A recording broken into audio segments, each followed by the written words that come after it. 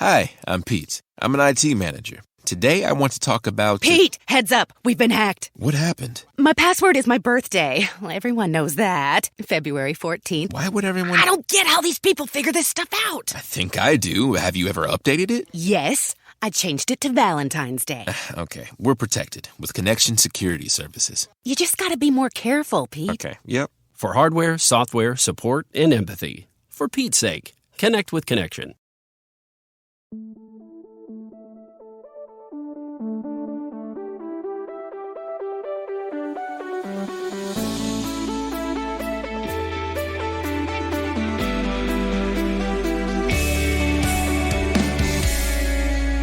We're talking about podcasts. We're talking about podcasts. A podcast. Merry Mini Monday, Chunkies. I'm Carter. I'm Dosh. And I'm Jordan. My wavelengths on the recording were doing things they have not done before. Yeah, mine I love were a it. little That was funky. it was kind of pretty. Love to see it. Guys, before we get into some news, which it's fun here in this old-fashioned Mini Monday. By the way, we're in this kind of gap right now, which doesn't feel like a gap. It feels like the MCU TV shows are the gap, but I don't know. I don't know what's up. I don't know what's down. But there's a lot of movie news out there. But before we do that, I guess movie-adjacent news, Box Office Ball. Box Office Ball is underway, and we have some teams that are earning money. For those of you that have ever looked at Box Office Mojo, there was a point where as companies tend to do, one company bought another, IMDb, that we love very much, the Internet Movie Database, where you hear our synopsi week in and week out, and many of our favorite games come from this. Box Office Ball was bought by IMDb. So now you simply have to go to your tab on your phone that says Box Office for all the new releases, and they're all in one great place. So if you want to follow along too, you're welcome to. But Jungle Cruise is at 35 million gross in theaters. I think it was bringing in another 30 million. So almost What's so gross about it? almost half of it, Delta variant, almost half of it is Disney Plus money, though. But then Old, it has a total gross of about 30 million. So, of course, Dwayne and Emily and all of their charm have taken over the box office. Sure.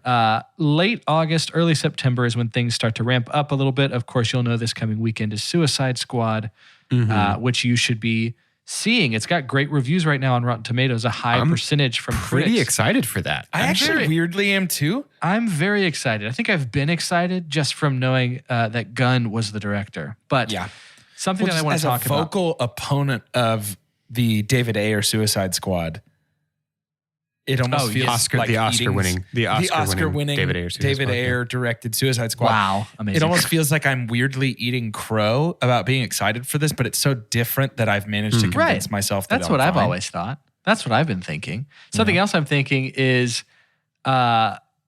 it's of course makes sense that some Black Widow news would come up around the time of its release because that's the point. But we just got done with actually one of my favorite podcasts I think that we've ever done. I really enjoyed the Black Widow podcast. Yeah, it was great. A lot of great feedback from the Chunkies and the new listeners out there.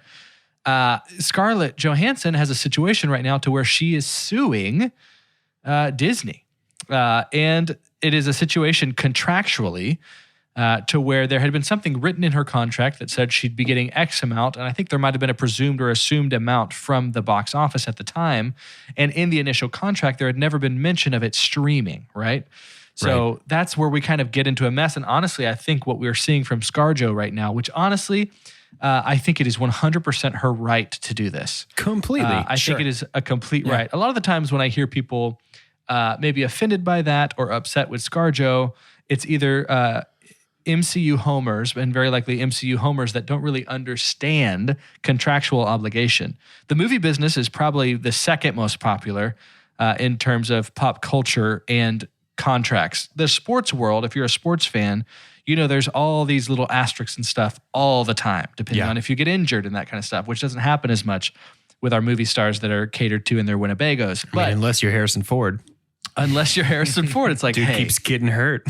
Yes, I know. They almost have like instead of a do not resuscitate, I feel like when you get old enough, it's like, don't put my face on my face when I'm dead. You know, it's like don't try and bring me back on somebody else's body. That's a really interesting thing. But don't CG me. I think what we're seeing from this is if you are a fan of the movie theater, it could honestly be good for movies to have her make this move. So I think she's actually championing something and bravely going after it, because honestly, especially if the difference is upwards of what I've heard to be $20 million, I think I would be doing the same thing. So she's doing that. Emma Stone recently, I think, is getting something together, or has already done the same for Cruella. And a lot of that, I think, also has to do with really the success that might not have been expected. I think Cruella ended up doing some things contractually that Disney did not necessarily anticipate, but did promise. So very interesting stuff. Something else, when we talk about the Delta variant right now, I guess if you're a bigger pupper, you got a bigger sniffer. Clifford the Big Red Dog is the first movie to smell trouble, and it has pushed itself. It has pushed itself back. It has moved its release date, and I'm shook. I'm terrified of this. Selfishly I'm terrified selfishly for the want to go to the theaters and remembering the not so long ago move of Fast and Furious and No Time to Die and all those kind of things. Yeah. And then everything else follows suits. Fortunately for us right now, it's just the Clifford movie. But the fact that any release is doing that, if they looked at their earnings, so you're telling me this movie about Clifford the Big Red Dog looked at its possible earnings and had somebody at Paramount, which is the production company, tell them, hey, we're worried that this is going to hurt you this bad, and they're moving off of that, is a little bit scary. That either means they could have spent gazillions of dollars on those two boys in their red jumpsuits for Clifford. Maybe they spent too much on this budget, and they're worried about the loss in gains on a movie that would probably only do well if it's actually in the theaters for those kiddos to go to. Right. The vaccine is not approved for anyone under the age of 12 right now, which I have to imagine is the primary audience for a movie like Clifford. I think that's a great point. And so you've got a bunch of people that are even more hesitant. So maybe that research had a lot to do with our families. Wasn't Venom 2 supposed to be coming this fall? Because the latest trailer notably does not have a release date at the end. I've seen a lot of people making much about that. Yeah, I think this brings up one of your concerns too, Doge, that while sometimes the MCU does hold the cards close to their chest, you can't help but be a little bit spooked by not having a Spider-Man trailer yet. Yeah, right? no.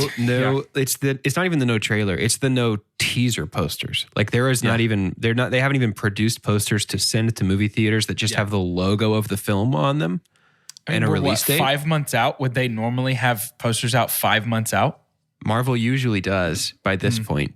We're within the window of time that marketing for No Way Home started, and Far From Home. God, that home thing they got hung up on, I think, is a stupid decision.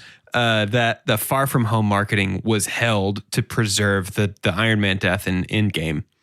But so we're now within the window of that notably late marketing start. Interesting. And there's still nothing, like complete crickets from Disney and Marvel and Sony, which when did Endgame come out? Didn't it come out in April? And didn't Far From Home come out in like July? Yeah, I think so. So we can't be within that window yet.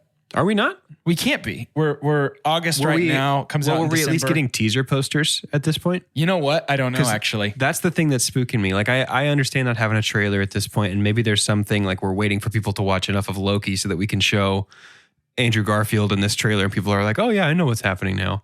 But I don't know, man. I have my spidey senses tingling a little bit. I think it might get pushed.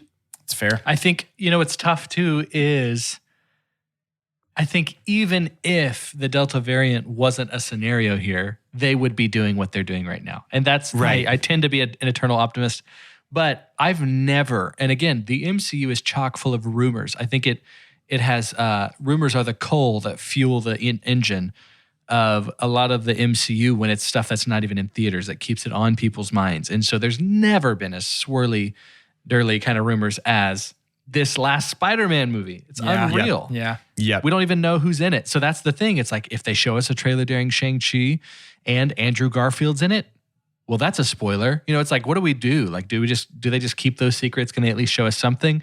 Yeah. So, I think the fact that they haven't even done just a 10-second fun tease. Like, all you need to do is we know Peter Parker is going to be in it. So just give us a Tom Holland walking down the street. The latest Sony trailer, I just double checked. Venom was supposed to come in September, and the latest Venom trailer now says coming this fall. Okay. Also, and it's a Sony production, as is No Way Home, which just makes me nervous. Okay. Do y'all remember the Ant-Man, I think 1 teaser trailer that was just Michael Douglas, right? Michael Douglas and Paul Rudd just slapping their thighs and saying ants. I don't remember that. It's just Paul Rudd and Michael Douglas just standing in a big room. What's it called? Ham boning, like slapping their thighs and clapping and snapping. And Michael Douglas just with the conviction of 1,000 suns just goes, ants. And then they just keep slapping. And then he says ants one more time. And then Paul Rudd goes, Ant-Man. And then that's it. That's the end of the little teaser. That's phenomenal. I missed that. I want that for Spider-Man. I just want Tom Holland slapping his thighs around and screaming spiders at me. For something completely different, Chunkies, you might know him as an astronaut. Some know him as a gazillionaire, one of the richest men in the world. Jeff Bezos. You might know him as the devil. I know him as the pockets for Amazon Prime, which is a streaming. I hate that I need it. I hate that I need Amazon service. Prime. Listen, if Jeff Bezos is an astronaut, then I'm a train conductor because I've ridden in a train just like he's ridden in an airplane that goes really high. September 2nd. Not the pilot. Astronauts have to undergo a lot of training. They don't have to be rich and bald. They don't have to be real life Lex Luthor, get on a plane. That's true. The timing of COVID, not to dilute, honestly, what it has done to literally like lives in this world. The timing of COVID for movie business is kind of going to affect, I think, how we feel about this season of movies. Just like if you were a senior in high school or a senior in college and COVID came around, that kind of ruins something for you. That kind of spoils it a little bit. And we'll feel some echoes of that for a long time. But with COVID, with the Delta variant, there have been releases coming out, like the big movies that we've talked about that should have been 2020 and now they're 2021. Could they possibly 2022?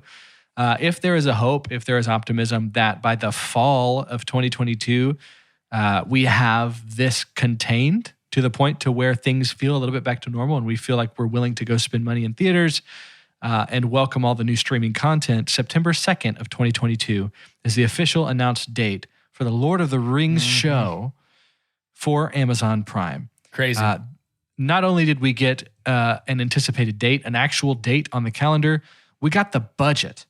The budget for Game of Thrones, and again, this whole thing, the rights from the Tolkien family for these stories were bought for $250 million. It's a lot of dollars. When you look at what Lucas got for Star Wars, that feels pretty cheap. But $250 million for the rights to these stories. And Bezos essentially wanted to do something through Amazon Prime that was the Amazon Prime version of Game of Thrones, which basically means we're going to have 4 excellent seasons, some of the best TV you've ever watched, and then you'll get disappointed sometime in 2027. But it is estimated at $600 to $700 million for Game of Thrones to be made. The Lord of the Rings series is pretty hard set at 5 seasons right now. Again, money rules the world, so who knows? If it's doing really well in season 4 and 5 and they're like, we got more here, they go back and pay the Tolkien family for something else, then maybe they might keep going. But for now, for the 5 seasons, the budget is at $1 billion to make this television show. So if there's anybody that is worried, and again, somebody who's the richest person in the world has a company to where it may be easier to throw around $1 billion like that. And there's a lot of underlying things that it feels strange for him to throw around. But that is encouraging. I think the fact that anyone is willing to spend that much money on that kind of content, and I think having $1 billion budget for something that is strictly streaming, it feels like somewhere around the summer or fall of 2022, and with the effects of COVID, and I want y'all's opinion on this, I can't help but think about how, is streaming just going to be where we get the better content?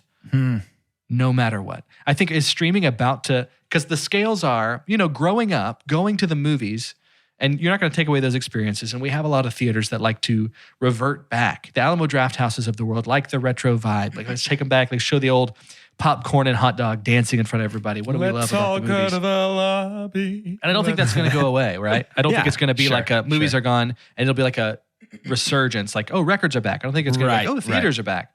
VHS. But I think there's a lot of people just getting comfortable, sitting at home, watching all of this stuff. Heck, a lot of the things, the water cooler talk these days, and not before COVID, was the TV shows that are on, right? Yeah. That's always been a strong thing for long stories. And so I don't know. I'm okay maybe if we reach a world where it's like 50-50, but I can't, like $1 billion is worth talking about. That's $300 million more than anyone has ever spent on a show. Yeah. Yeah. For you to, I mean, $300 million is twice the budget of Fast 9. Like, that's ridiculous. Like, that's like you don't just throw that around. So I don't know. Yeah. What do y'all think about $1 billion budget for the Lord of the Rings show? So here's the thing. I think that we can say one, without a doubt, streaming has pretty long ago surpassed like network television. So like in the terms of quality of product, streaming services are creating better original content than your cable box used to, for the most part. Now, what I'll say is this. The only answer I have for, in general, is streaming going to pass everything else, is that in the last year, I would say virtually everything new that I have watched that it was incredible was a television show made by a streaming service. Yeah. Yeah, I think the question is probably less, is streaming going to pass stuff, and is serialized episodic long form storytelling the way to go? I think as far as movies, I think theaters, we're still going to get the big, like the proven successes, the Fast and Furiouses, the Spider-Mans, the Venoms, all the big blockbustery things. But I think it's going to be a lot harder for first-time directors, first-time producers. Yeah. Anybody looking to get their feet in the industry is going to have to start on TV, on streaming. Sure. Probably on some sort of serialized show before they can move on to a big budget movie. Now, what I'm hoping is that maybe it frees up some space in the movie world for some passion project type indie stuff. See, I don't think any studio is going to not to a theater. buy. Not to a Right, theater. that's what I'm saying. Because I don't think wondering any if- studio is going to buy screens for that kind of stuff anymore. I don't think so, but I'm wondering if we're going to see, because the streaming exclusive movies, for the most part, have been letdowns to me, for the most part. But I'm hoping that in this space, we start to see streaming companies take chances on people's ideas. Maybe not newcomers necessarily always, but just like some weird passion projects from established names or newcomers on the scene that have a really clear vision. And this is a place that they can do it without the extra cost of the screens that they have to rent for audiences to watch. Yeah. Absolutely. I think to take a step a little bit outside of the podcast and just to the dynamic of the friendship that I've had with Doge and Jordan before we had a podcast together, there's something about just them having their ear to the ground on, I just always love hearing y'all's opinions. And I think a lot of the times of all the people, especially about movies and TV, when I hear y'all talk about this kind of stuff, I wouldn't be surprised if it happens. And it's not just because you have like any kind of track record, but I think that's part of a little bit of the magic of Two Chunks is we all are very invested and it doesn't really feel like a job. These are things that we genuinely were very interested in. It's an art. And something that I'd love to do for us to maybe flex a little bit, and why not? We're on the up and up and we're only getting more and more downloads and listeners. It would be a fun time to maybe try and bring something about of like taking a shot at having a nice little sound bite of like a minute or two. Look into the crystal ball a little bit here. And either in TVs or movies, give me that shot of like a prediction of how something will be done well, or a movie that's not made yet or something. Because I feel like these are the kind of things that we think about a lot. And honestly, I'll go ahead and do mine first, maybe even as an example. But it comes up when we talk about the value of long-term like storytelling and how much I have enjoyed 2 seasons of The Mandalorian.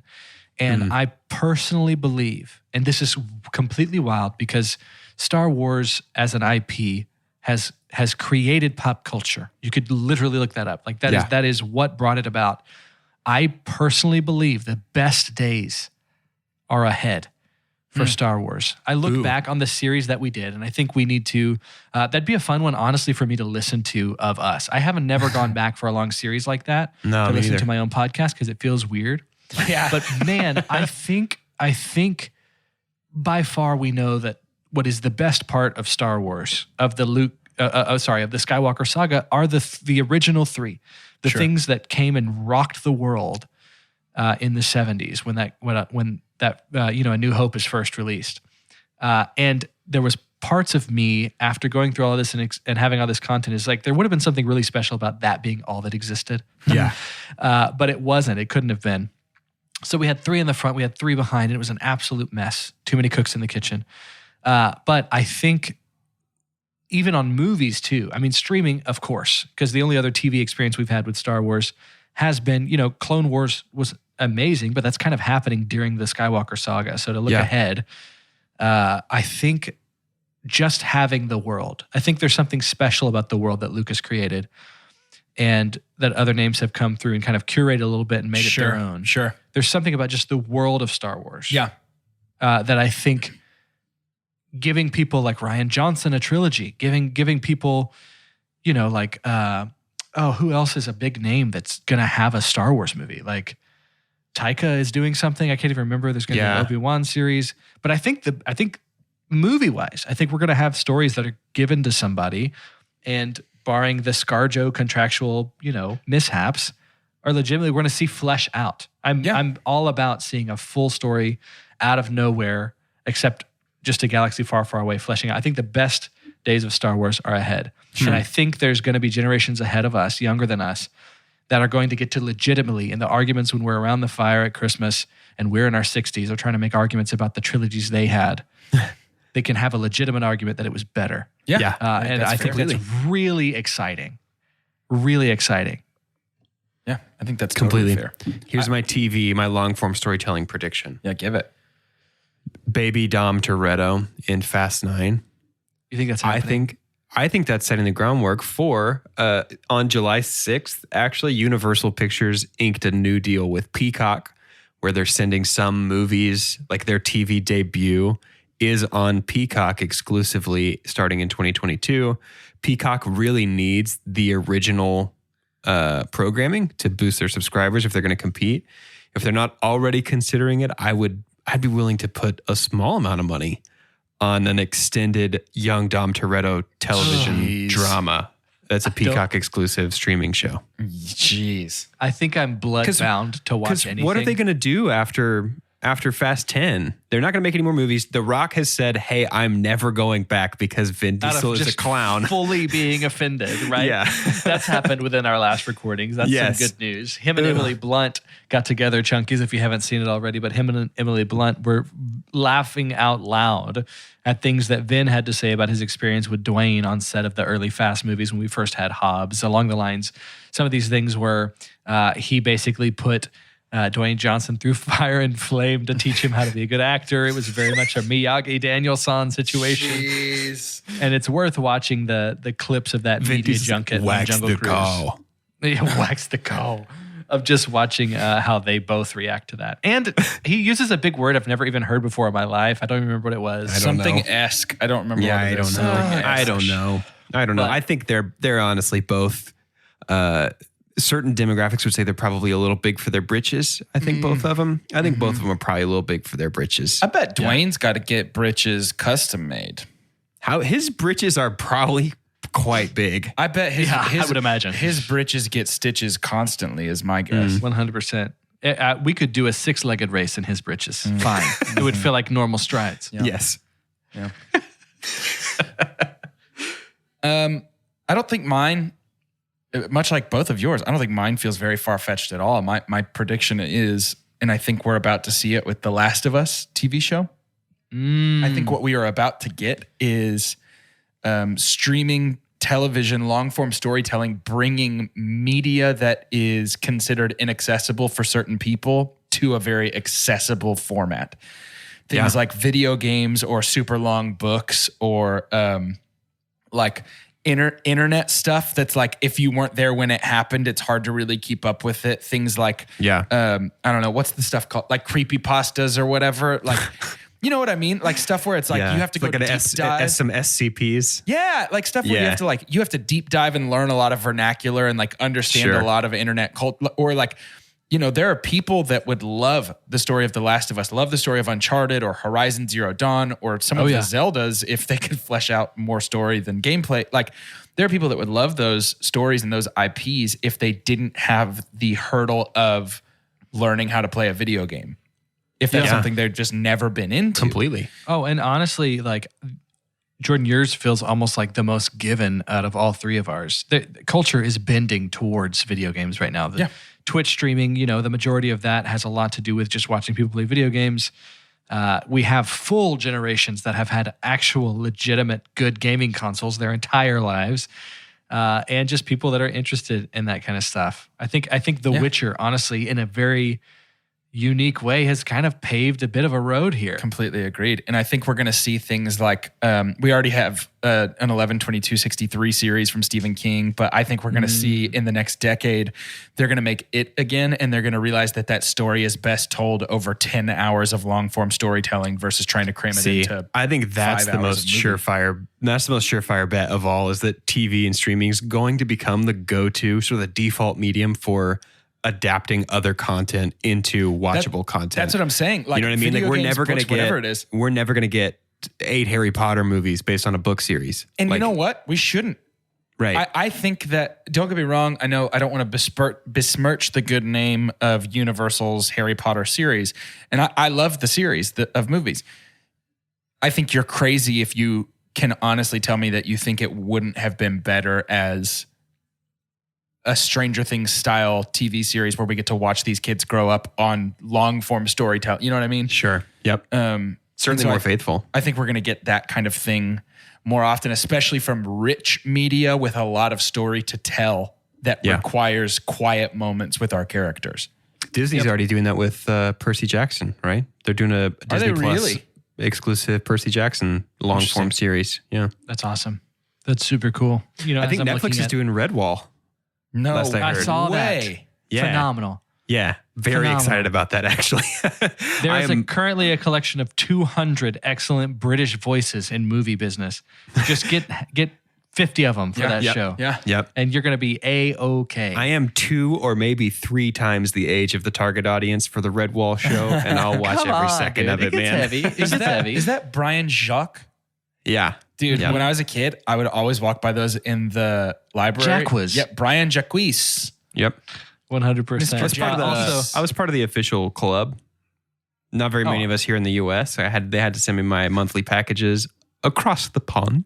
Across the pond, monthly packages? I think it was like quarterly. But yeah, it was like little letters Phenomenal. and like trading cards and some recipes. From the murder hamsters? Did y'all hear the HBO rumor for a series, new video game series to film? No. Bloodborne. Oh. Jordan's reacting as if he's been shot. Dude. Are you serious? Yeah. Oh my gosh. Yeah. I don't know if I could watch it. It's so scary. There's really not too much out about it. And it's one that's surfaced and resurfaced, but the current rumor is that it's going to be an HBO series with our good boy Diego del Corbo as director. Get absolutely out of here. Guillermo del Toro is made for Bloodborne, if you're asking me. Oh, one of my good 100. friends plays, shout out Vince Kelly, plays Bloodborne. Vince is who got me into it. Yeah, I remember watching him play this and seeing the setting, and I was like, this is Pan's Lab. Like, this is 100. Absolute. And if that happens, we live in a world now where that could happen. Wow. There's so much content. So to end this episode, for those of you that don't know, Redwall is a series of books that's essentially Game of Thrones, but rodents. But mice. But mice and other woodland creatures. We don't get too much bigger than a badger out there. But I would love for you boys to give me your name to end this episode and then give me a real good British actor and what animal they're going to be voicing. I don't need a specific name, even though I know Doge could probably give us many. I could give you every specific name. I don't need a specific name, but I need that. I'm Carter. I'm sorry, boys. I'm going to go ahead and take it from us. But Bill Nighy is going to be voicing a rabbit. Very good. Oh, that's so very good. And it's as simple That's all you as need. that. Yeah. I'm Dosh. Ian McKellen is a porcupine. Come on. So good. I'm glad you didn't say old cat. Be like, well, we got that one already. He's an old, sad cat in maybe doesn't his do last that. movie. He better be in something soon. Wearing a coat that he skinned of his friend. I hated how they wore cat coats of fur. Get out of here. I am Jordan, and Idris Elba is going to be just my cat, Bruce. And he's a traveling merchant. And he's so big that he fills up his whole cart. Yeah. So like when people Bruce has wares if you have coin. when people roll up to the cart, it's just his whole head filling up this cart when they roll it up, and he's just got everything laid out in front of him. That's amazing. Was he like, I'm the cat Superman? Doesn't even work anymore. Nope, that's it. It doesn't That's work it. anymore. No, that's it. Nope, you got it. Nailed it in one. Famous roadside merchant, Superman.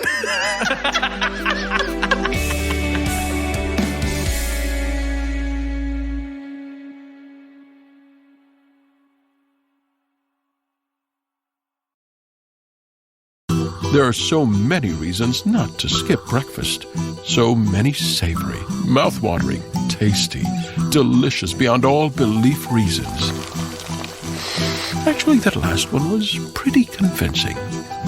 Stop by for a McDonald's breakfast. Mix and match a sausage biscuit, sausage McMuffin, sausage burrito, or hash browns, any two for just $2. Price and participation may vary, cannot be combined with combo meal.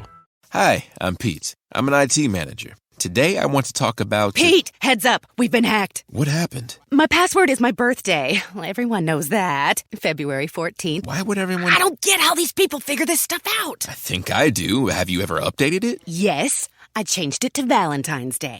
Okay, we're protected with connection security services. You just gotta be more careful, Pete. Okay, yep. For hardware, software, support, and empathy. For Pete's sake, connect with Connection.